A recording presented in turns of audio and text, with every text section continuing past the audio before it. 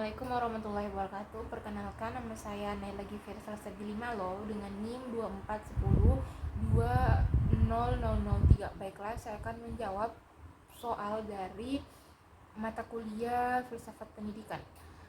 Yang pertama soalnya yaitu berikan contoh hubungan antara wahyu, akal, dan pengalaman dalam membentuk ruang lingkup pendidikan Islam. Nah, topiknya di sini yaitu pendidikan lingkungan dalam Islam.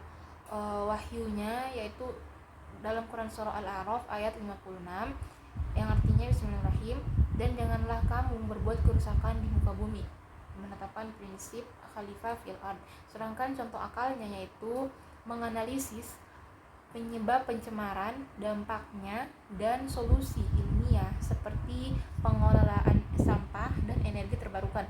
Adapun contoh dari pengalamannya itu mengajak siswa untuk praktik bersih-bersih lingkungan sekolah, refleksi atas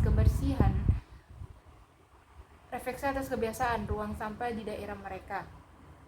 Nah, soal yang kedua yaitu berikan contoh konkret bagaimana filsafat pendidikan Islam dapat digunakan untuk mengkritisi praktik pendidikan saat ini.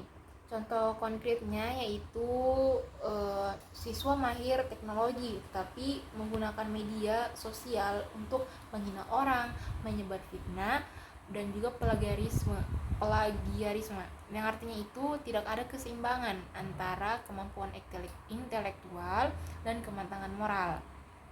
Nah, soal yang ketiga yaitu berikan contoh keterkaitan antara konsep manusia sebagai hamba dan khalifah dalam menentukan arah pendidikan. Nah, contohnya itu hamba menentukan sikap rendah hati, khalifah menentukan sikap tanggung jawab. Nah, contohnya itu arah pendidikan kepemimpinan di sekolah. Aspek hambanya yaitu contohnya calon ketua OSIS, dilatih sholat berjamaah, muhasabah, dan adab kepada guru.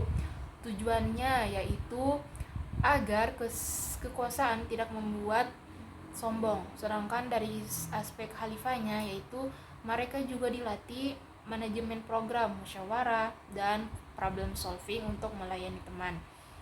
Tujuannya agar amanah kepemimpinan dijalankan. Nah, soal yang keempat, menurut Anda apa saja hal dari pendidikan Islam klasik yang masih relevan untuk pendidikan saat ini? Menurut saya itu adab didahulukan sebelum ilmu, hubungan guru dan murid yang personal dan spiritual, dan metode dialog, diskusi, dan muzakarah. Soal yang kelima, apakah posisi peserta didik dalam pendidikan Islam subjek atau objek? Jelaskan. Subjek, bukan objek, tapi subjek yang berproses. Dalam pendidikan Islam, manusia punya fitrah, yaitu akal, hati, dan kehendak bebas. Karena itu, peserta didik diposisikan sebagai subjek aktif yang harus dididik, bukan bejana kosong yang diisi. Sekian dari saya. Wassalamualaikum warahmatullahi wabarakatuh.